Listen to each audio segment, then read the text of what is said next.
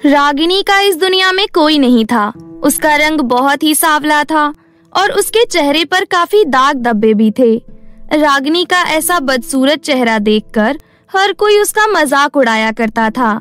रागिनी मंदिर के बाहर फूल बेचने का काम किया करती थी, लेकिन उसकी बदसूरती की वजह से कोई भी उससे फूल नहीं खरीदा करता था। फूल ले लीजिए मैडम। अरे तुम्हारी हिम्मत कैसे हुई मुझसे बात करने की? हे भगवान, सुबह सुबह मैंने किसका चेहरा देख लिया। आज का पूरा दिन ही खराब जाएगा। पता नहीं कैसे कैसे लोग आ जाते हैं यहाँ। चलो भागो यहाँ से। ये सुनकर रागिनी को बहुत ही बुरा लगता है और वो रोने लगती है। तभी उसके पड़ोस में फूल बेचने वाली सोनम उसे चिढ़ाने लगती है। देख रागिनी, मैंने तुझे पहले ही मना किया है, यहाँ तुझसे फूल कोई नहीं खरीदेगा। अरे अपनी शक्ल तो देख, कितनी काली और बदसूरत है तू। लोग मंदिर में अपने मन को खुश करने के लिए आते हैं।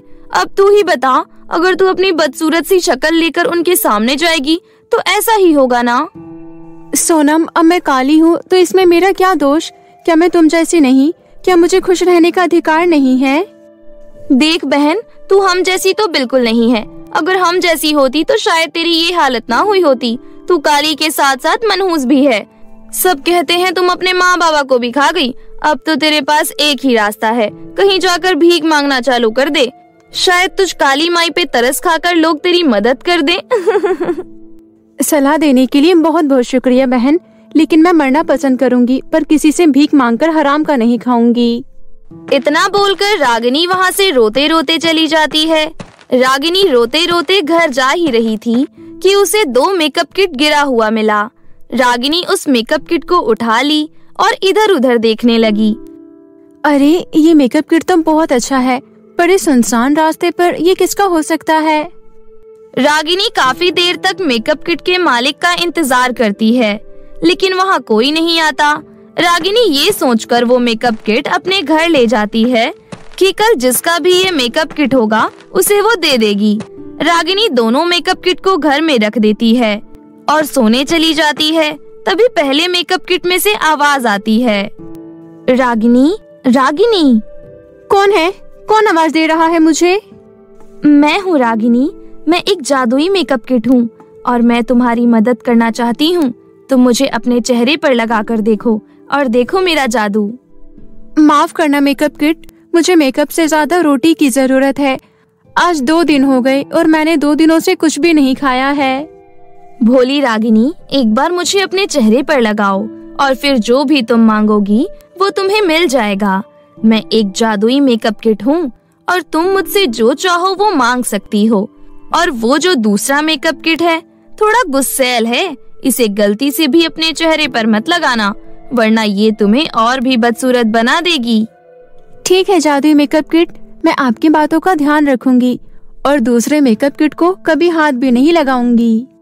इतना बोलकर रागिनी अच्छे वाले मेकअप किट को अपने चेहरे पर लगाती है। मेकअप लगाते ही रागिनी एक बहुत सुंदर लड़की में बदल जाती है। वो अपने आप को आईने में देखती है और बहुत खुश होती है। अरे वाह, मैं तो बहुत सुंदर लग रही हूँ। काश मेरे पास खाने पीने की बहुत सारी चीजें होती। रागिनी के इतना कहते ही उसका कमरा खाने पीने की तरह तरह की चीजों से भर जाता है। अरे वाह, यहाँ तो इतना सारा खाने पीने का सामान आ गया। काश मेरा छोटा सा घर भी और बड़ा हो जाता। और इतना कहते ही रागिनी का घर एक आलीशान बंगले में बदल जाता है। रागिनी बहुत ही ज्यादा खुश होती है और खुशी खुशी अपने घर में रहने लगती है। अपने साथ साथ वे और भी गरीब और बेसहारा लोगों की मदद करती थी। जिसको जिस भी चीज की जरूरत होती थी, रागिनी उसे वो चीज जादुई मेकअप किट की मदद से दे देती थी। अब तो सब रागिनी की बहुत तारीफ करते थे और सब रागिनी को बहुत मानते थे। जब ये बात सोनम को पता चलती है, सोनम गुस्से में लाल हो जाती है। कल तक तो काली बंदरिया के पास खाने को भी पैसे नहीं थे, फिर अचानक इतनी अमीर और सुंदर कैसे हो गई? और इसके पास इतने पैसे कहाँ से आ गए जो ये लोगों की मदद करती फिरती है? मुझे पता करना होगा। सोनम रागिनी का पीछा करने लगती है। घर जाकर रागिनी उस जादुई मेकअप किट को लगाकर खूब सारे पैसे मांग रही होती है। तभी छुपकर सोनम उसे देख लेती है। अच्छा, तो ये सब इस जादुई मेकअप किट की वजह से हो रहा है। एक दिन जब रागिनी घर पर नहीं होती है तो सोनम चुपके से उसके घर में जाकर वो मेकअप किट चुरा लेती है, लेकिन वो रागिनी का दूसरा वाला मेकअप किट चुराती है जो गुस्सैल था, जिससे कुछ भी मांगने पर उसका उल्टा मिलता था। लेकिन सोनम को ये बात नहीं पता होती है और वो उस मेकअप किट को अपने घर लाकर बहुत खुश होती है। अब तो बस कुछ ही देर की बात है, फिर तो मैं उस मनहूस रागिनी से भी खूबसूरत हो जाऊंगी। सोनम खुशी खुशी उस मेकअप को अपने चेहरे पर लगा लेती है और मेकअप लगाने के बाद बोलती है, हे जादुई मेकअप किट, मुझे उस रागिनी से भी ज्यादा सुंदर बना दो और मुझे इतना पैसा दो कि दुनिया में कोई भी मेरी बराबरी ना कर पाए और सब लोग मेरी ही प्रशंसा करें। सोनम के इतना बोलते ही सोनम को सबका उल्टा मिलता है। वो अब बहुत बदसूरत हो जाती है और उसका घर झोपड़ी में बदल जाता है और जो भी उसके पास पहले से होता है वो सब खत्म हो जाता है और वो भिखारी बन जाती है। वो रोते रोते गांव वालों से मदद मांगने जाती है, लेकिन गांव वाले उसकी कोई मदद नहीं करते और सब उसकी बुराई कर उसे वहां से डांट कर भगा देते हैं। ये सब देखकर सोनम बहुत ही ज्यादा घबरा जाती है और वो रोते रोते रागिनी के पास जाती है और उसे सारी बात बताती है। रागिनी, मेरी बहन, मेरी मदद कर दो, प्लीज मुझे माफ कर दो, सब मेरे लालच की वजह से हुआ है। बहन, अब मैं कभी लालच नहीं करूंगी और ना ही किसी का मजाक बनाऊंगी, मुझे माफ कर दो, मैं इस गरीबी और बदसूरती के साथ नहीं जी सकती। रागिनी सोनम को माफ कर देती है और पहले जादुई मेकअप किट से बोलकर सोनम को पहले जैसा सुंदर बना देती है। जादुई 3 सिंड्रेला। मोतीपुर नामक गांव में विशाखा अपनी सौतेली माँ रूपा और सौतेली बहन राशि के साथ रहती थी। रूपा और राशि विशाखा को बिल्कुल पसंद नहीं करते थे। दोनों माँ बेटी विशाखा से नौकरानी जैसा काम करवाते थे। सुन विशाखा, मोहन के घर से 30 लीटर दूध का ऑर्डर आया है, तो जल्दी से जा और उसके घर पर 30 लीटर दूध देकर आ और पैसे लेकर आ जा। विशाखा दूध से भरे बर्तन वहाँ से लेकर चली जाती है। थोड़ी देर के बाद विशाखा मोहन के घर के सामने पहुँच जाती है, लेकिन वहाँ कुछ बच्चे खेल रहे होते हैं और उनके बॉल जाकर विशाखा के मुंह पर लग जाता है, जिसकी वजह से विशाखा गिर जाती है और साथ ही साथ सारा दूध भी गिर जाता है। तभी वहाँ मोहन आ जाता है। अरे नालायक लड़की, ये क्या किया तूने? सारा दूध गिरा दिया। अंकल, मेरी इसमें कोई गलती नहीं है।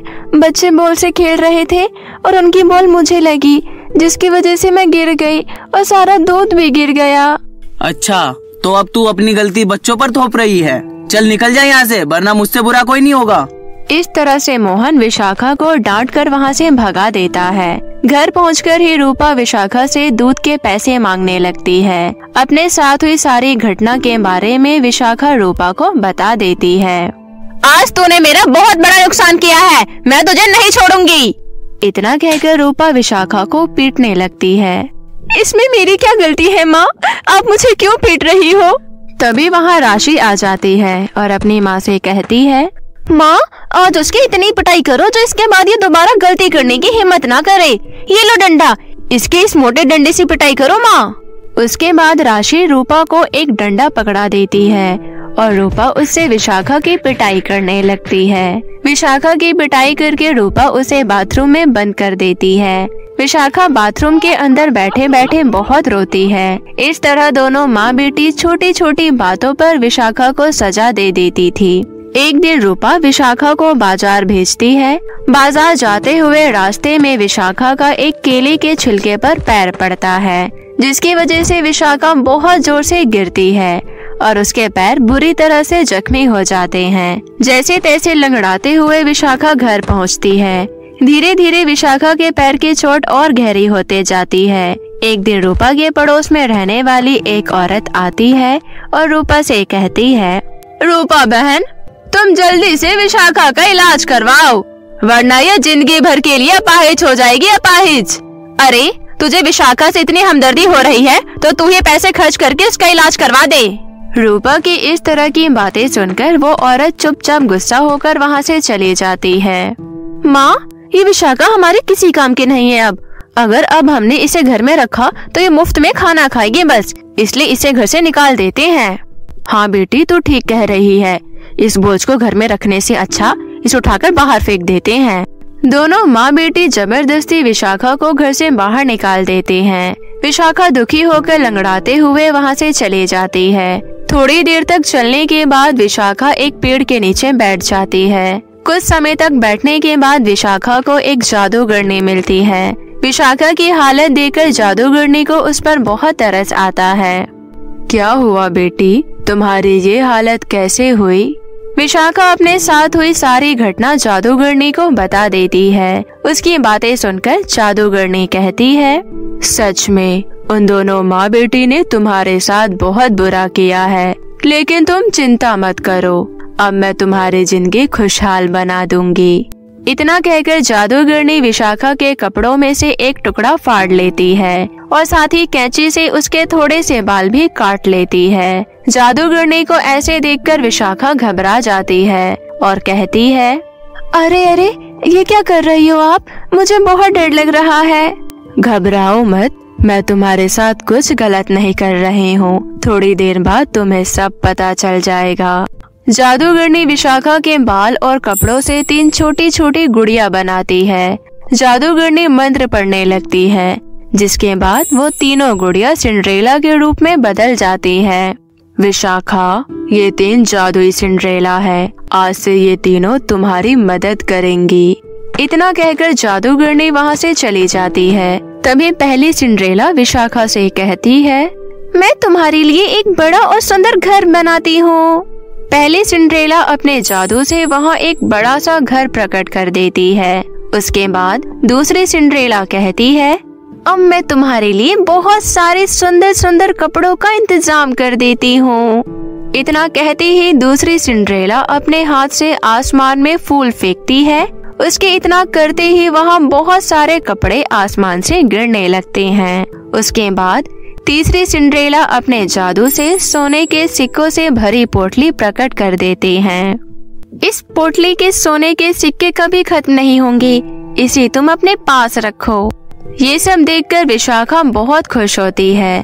उस दिन के बाद विशाखा के पास किसी चीज की कमी नहीं होती। वहीं दूसरी तरफ एक औरत रूपा और राशि को विशाखा के बारे में सब बता देती है। उस औरत की बात सुनकर दोनों माँ बेटी तुरंत विशाखा के घर के तरफ जाने लगते हैं। उस वक्त विशाखा गरीबों में सोने के सिक्के बांट रही होती है।